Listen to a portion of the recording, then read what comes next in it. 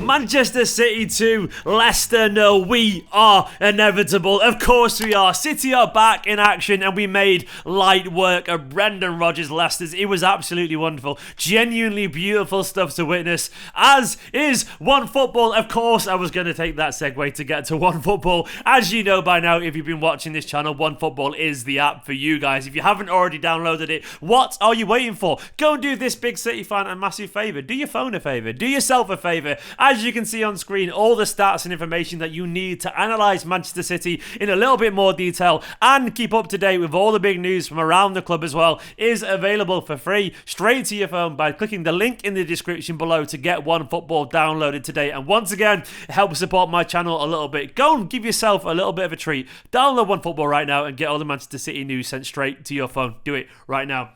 But let's talk about that performance. Let's talk about Pep Guardiola's tricky blues. Let's talk about how inevitable this Manchester City side are. Let's talk about City being once again absolutely brilliant. Honestly, this side is made of incredible stuff. As you can see at the bottom, we've got the overview. We've got the first half, the second half, the individuals, and the overall performance. So before I start getting too carried away at the end of the video, I'm going to talk about what this game meant beforehand. This game was a big game for many reasons. Not only because obviously we want to wrap the Premier League up as soon as possible, and we want to do that simply because this schedule we've got coming up is going to be absolutely brutal. It was a big game to test the players' focus as well as all that after the international break. We wanted to see how the players came back and how prepared they were, especially given the fact that we named a lineup with many changes. Mendy back in from the cold, Aguero after his announcement was back in the starting lineup, Gabriel Jesus over on the left, Mahrez into the team.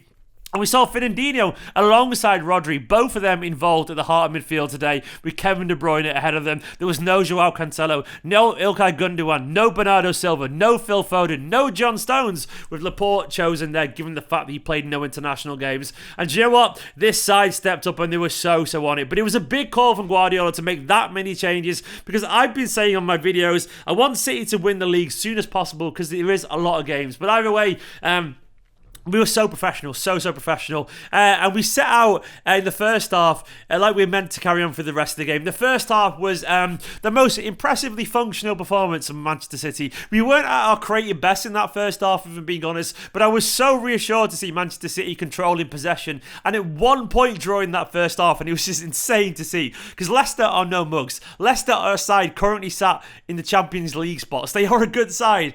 Yet at one point, we had 100% possession over the last 5 minutes. 100% possession. They didn't touch the ball once for 5 minutes. That's just silly. We are away from home against a very good side, and they didn't touch the ball for once for 5 minutes.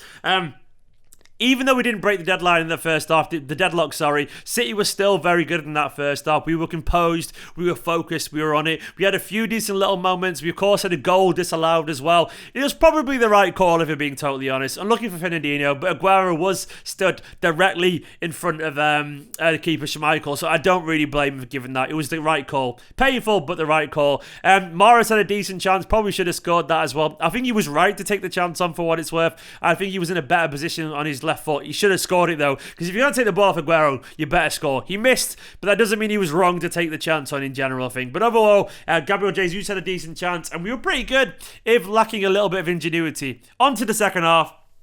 We got the job done. We got the job done. There was a massive, hugely important block after Fernandinho got dispossessed. Ruben Diaz with a sensational block after Kelechi had done really well for Leicester. Sensational block. I think it was on Vardy's chance. Genuinely fantastic stuff from Ruben Diaz. And that proved to be the absolute difference maker. Because who saw this coming?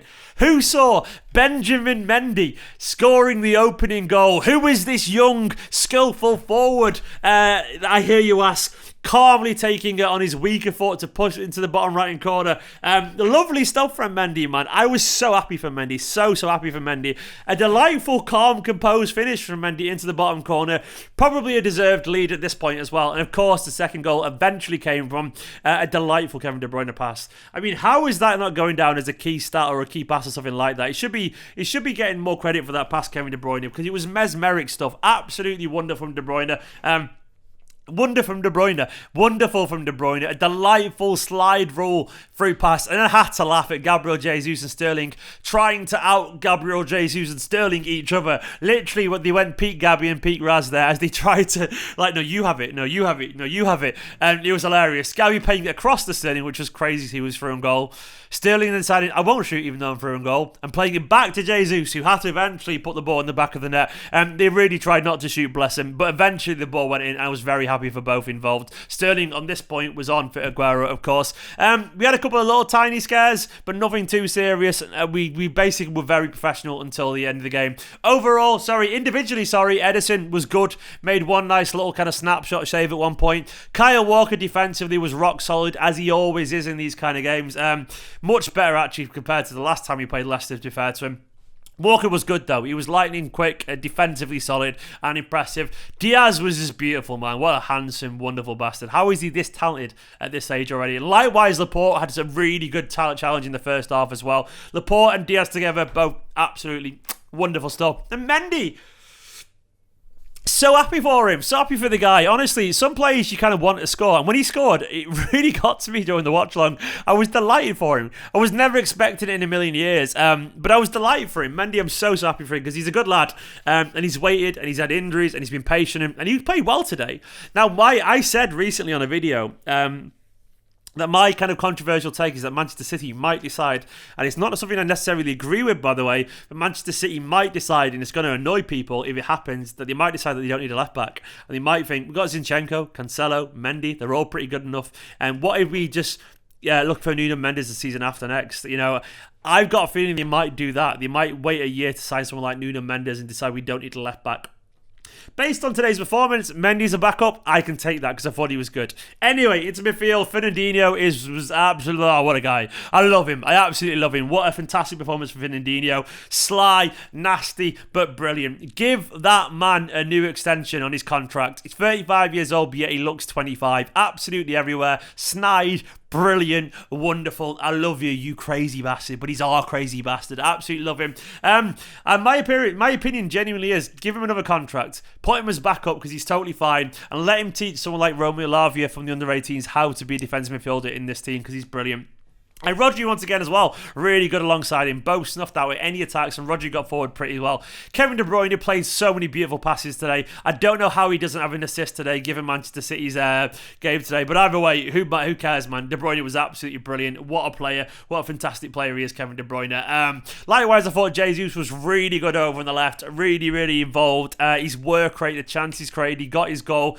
He's a good footballer, lads. He's a very good footballer, Jesus, and doesn't get the criticism. Doesn't get the credit he deserves at times. Aguero I thought was interesting. Now, Aguero's an interesting one because I tweeted before the game that I didn't really share everyone's excitement about Aguero playing because I'm not really sure he's involved. He's got the skill set for this current system, and I maintain that. I don't think Aguero did anything wrong today, but at the same time, I don't think he did really that much right, and not because he did anything wrong, just more because the system didn't really suit his needs. I do feel that the Mahrez chance was a great example of what's happening to Aguero right now in this team.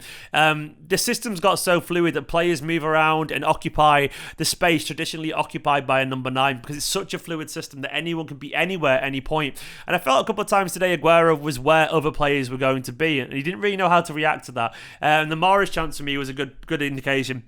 Aguero was not a problem today, but he certainly wasn't the solution, unfortunately. And I feel like the game's changed around him. Did nothing wrong, by the way. But I do feel like we are better when we've got the fluidity of Bernardo and Foden and a lot. And Gabriel Jesus at the moment is more suited to this team. That's controversial, I know. I love you, Sergio. I love you. But you can see why he looks like yesterday's man, unfortunately, in this team. Having said that, he's going to score some goals, I'm sure. He's going to be useful. Prove me wrong, man. Prove me wrong. Did nothing wrong, but he looked a little bit lost out there at times today. Mahrez had a mixed game today. He missed a couple of sitters, if I'm being honest. It wasn't terrible, but he was all right.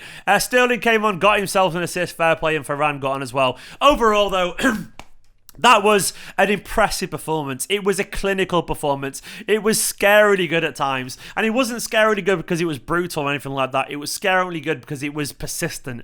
It was scarily good because it was consistent and persistent and inevitable.